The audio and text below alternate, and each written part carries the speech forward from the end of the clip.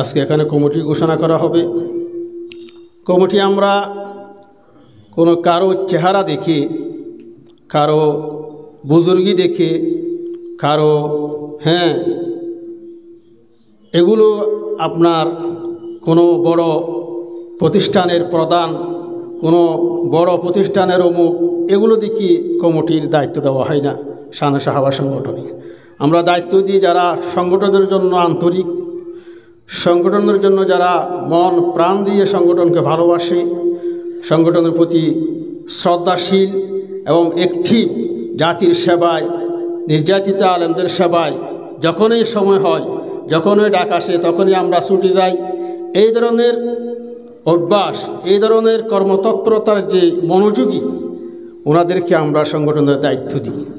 সেই হিসাবে আমরা অনেক দায়িত্বশীলদেরকে কিছু বাদ দিয়েছি। গত বছর থেকে অনেক দায়িত্বশীলদেরকে দফতর পরিবর্তন করা হয়েছে, অনেককে নতুনভাবে সংযোজন করা হয়েছে। সেভাবে যাকে যেভাবে দায়িত্ব দেওয়া যাবে, কমিটি ঘোষণা হবে শেষে আমাদের মাননীয় চেয়ারম্যান মহোদয় শপথ বাক্য পাঠ করাবেন।